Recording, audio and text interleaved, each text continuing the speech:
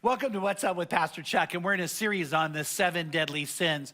I want to tell you something that was a shock for me. I mean, a genuine surprise shock is when I began to start doing counseling with people, I did not realize how this deadly sin was so pervasive and so destructive. I probably knew how destructive it was. I just didn't realize how widespread it was. How many people this was literally ruining their life.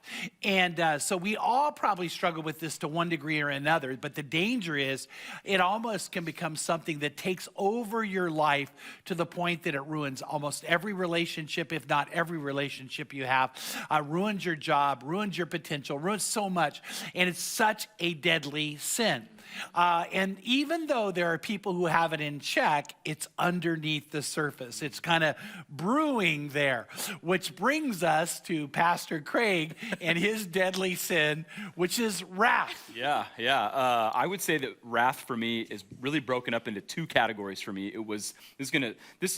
I fully recognize that what I'm about to say right now, there's going to be a lot of people listening to this saying, I'm so glad that I am not Pastor Craig's kid. But I'm going to break this up into two categories. The wrath that I experienced and lived before I had kids, and then after having kids. A lot of times the Bible talks about like pouring wrath out on people. You talk about God's wrath pouring out on people, His justice. I'm actually great with other people. The wrath that I experience is more like self-inflicted. And so before I had kids, I would get mad at like inanimate objects because I would be working. I love working with my hands. And if something wasn't going the way that I would get frustrated with the thing. And everybody talks about like, what's the thing behind the thing? And for me, it's control. I can't control this like circumstance. I can't control this object that I'm working on, this thing. And then I had kids. And that slowly began to shift. And the thing that I wrestle with now is my wife and I, we look at our kids as the greatest stewardship opportunity that we have in our lifetime. Yeah. More important than like how we steward our time, our money, our stuff. I believe we will be held into high account for how we steward. They're ultimately God's kids, and He's entrusted them to us. And so I look at that, and I think down deep in below the surface in my life, I put a lot of pressure on myself, and a lot of that stems from being worried about oftentimes what other people think. And if my kids act out, or my kids like have a tantrum, or they throw a fit or something like that, I suddenly become aware of, I wonder what other people would say. And so I will get frustrated at my kids. And again, what does it go back to for me? It goes back to control, and I can't control my kids a lot of the times. Mm-hmm. What's so interesting is both my kids are completely different. They're so different.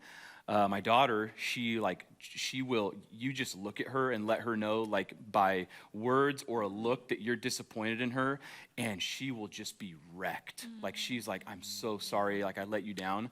And then my son, you tell him, same thing. You think about like, Kate, we're really disappointed in you. Like you give him that look and he's like, I don't care. Oh my God. I don't care. Does his face look like I care? And it's so different and it's so hard. And I'm not like my son in that way, because he doesn't give a rip like what other people think. And so what's interesting with him is I've had to learn to temper expectations of myself and of my kids. Chuck, you mentioned this in a podcast early on about parents being able to let go so that their kids can live. I'll never forget this. This was actually just a couple of months ago. We were hanging out with some people at church, and one of the worship leaders asked my son, "Hey, what's the first thing that you think about when you think about your dad?" And Cade, before he could even finish the sentence, Cade goes, "Oh, my dad is the one that always says no." Like that was the thing that he said. And I like sit there and like defense mechanism, I'm laughing and I'm like, oh yeah, like, but inside I'm like, I don't want to be known. Like, granted in every like parenting relationship, every mom and dad, like you've got one parent that says yes and the other one says no. Like I'm definitely the no parent, but for my kids to like, that's how they define me. Like, so it's caused me a lot to reflect on the way that that I'm interacting, being able to like push pause before I have a reaction to something, or how I even begin to think about and process a situation. And honestly, the person that holds me in check the most is my wife. Like, she is so patient, and she's so nurturing, and she's such an incredible caregiver, and she's loving, and she is so patient, and I'm the very opposite of patient. And she keeps me in check a lot. And so I think it's something that as I've noticed it in the last few years, I definitely think it's become something that I've been able to work on. But I have to wake up every single morning, like, here we go, ready or not. And I have to be ready to expect the unexpected, and it always starts with me first. So, yeah. Yeah, I would think that one of the things that, we know that your issue is wrath. We had you talk about lust because that's a profession that you battle, but you could not be effective in what you do if you let wrath take over. Am I right? Absolutely. And I'll tell you, it's like, I feel like you just figuring out the balance when you're, like I said before, when we shared back when we were talking about lust, you're sitting in a brothel with a man. He has paid for sex with so many women. He's taken advantage of their situation. These women are so vulnerable. And there's sometimes there's this knot in my throat, and I was like, oh my gosh. But coming to just even in that moment, I have to tune everything out, even the person who's talking to me, to be like, God, you have got to get this knot out of my throat, because I can't lose it right now. I cannot lose it, or I'm going to lose this. I'm going to lose all of it. I'm going to lose everything. I'm going to get kicked out of this place, And I mean, and I will say, it's not just with that. It's even when I'm back in my office and we're dealing with cases like this has happened many times, but it was actually right before I left. We were dealing with just before I came home for sabbatical, we had a case where it was a father abusing his daughter. And I was like, oh, okay. And that took me back. I mean, my brother Vince has been very, very open about his testimony. He was sexually abused as a young kid. So that to me is that's the ultimate. I gotta really control myself in those situations. And it happened right before I left, and there was nothing I could do. I had my plane ticket booked, and I was like, oh my gosh, so what do we do? Like, oh my gosh. And I was finding it was hot inside, and just rocks all over. It was just the most painful thing to be like, I can't do something to help this child right now. And again, it was wrath on myself, turning all that onto myself. And I was like, okay, and I'm going to leave this country right now. I'm going to be gone for a few months, and I don't know what the heck to do. So I needed to entrust that my staff would be there for her, be there for this little girl. And they have been. This girl is now safe. This girl is now, but the feeling of it happening in that moment, and I couldn't do a thing, having to, that was that. And I go through that a lot. We have a lot of cases, and even more recently, we've had a lot of cases of elderly women, and that's been a whole nother level of just despair inside of me, and I mean, and to know that these women are grandmothers that are out there doing anything they can for their child. It's like the wrath inside of me is like, I will do anything for you to just be a grandma. Yeah. That's all you're supposed to be right now, is just a grandma. And so we started our sewing program, because little grannies are supposed to sew and knit. That's all they're supposed to do. So now we have this program, which is great, but we're still meeting so many women in their 50s and 60s that are being exploited, that it does. The wrath inside of me is like, who is abusing these women? And again, but it is something that I have to control, and it's hard. It is hard to control it. Yeah, and James 1's very clear. The wrath of man does not produce the righteousness of God. Right. So parents who are wrathful on their kids probably get a result in the moment. They think, oh, it worked. Well, it doesn't work. On the long haul, it doesn't work. Absolutely not. But I know that you struggle with wrath, right? Yeah, so I went to Thailand on vacation, right? And I knew that I was going to see things. You didn't come see me? I tried. I tried.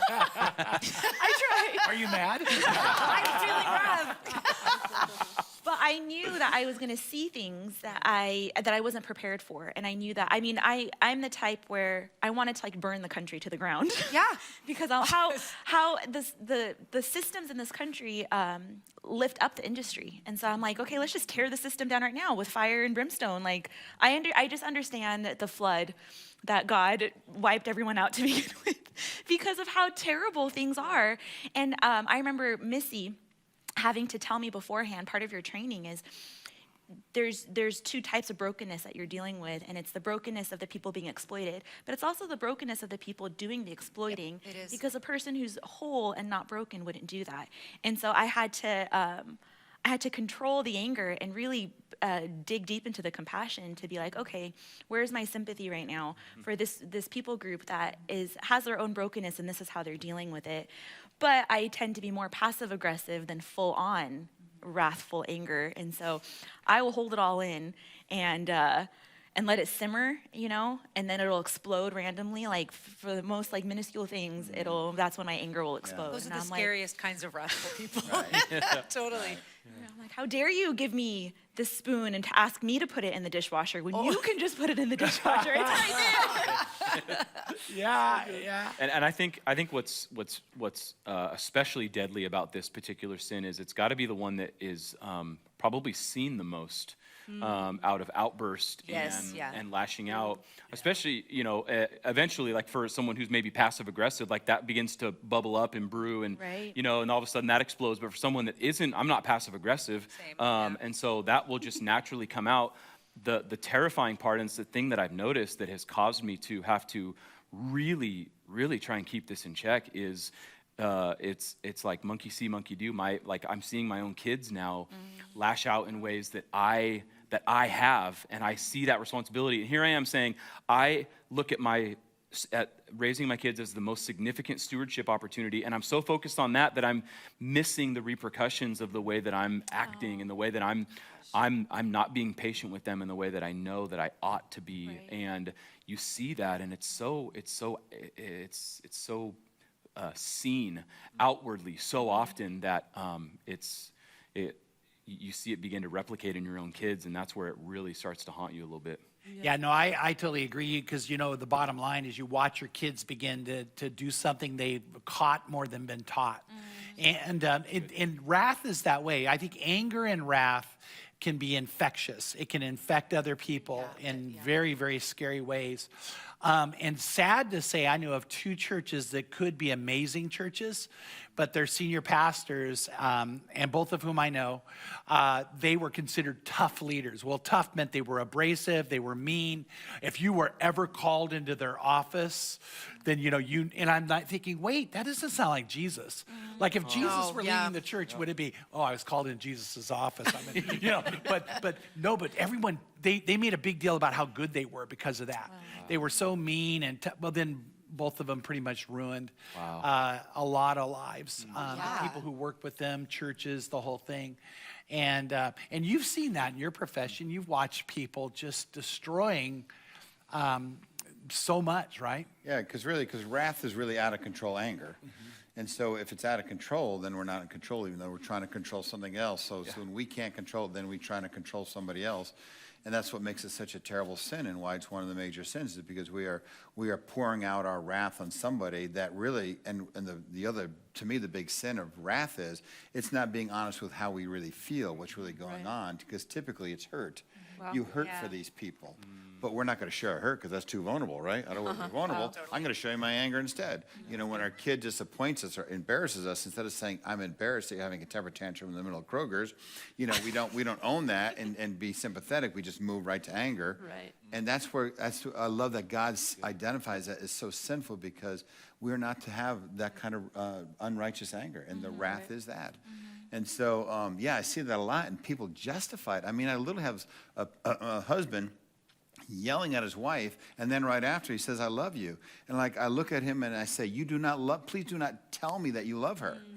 Don't lie to me right now. You don't love her when you just said that. He goes, well, I just kind of do it because I do love her. It's like, no, that's not how love is. And we have a distortion of that. Like we yell at our kids and say it's loving, and it's not. Or these leaders, which I know you're talking about, they would say it's a loving thing to do, and I'm saying you are so distorted. That's not a loving thing to do. And that's what wrath does. It blinds us to our own emotion, and the carnage around us is horrific. Yeah, I have heard too often a parent say to a child, why did you make me act like that? And I'm like, whoa, you're the parent. That kid never had control over you that way. But then the kid begins to take on not only the anger of the wounding of it, but now all of a sudden it's their fault.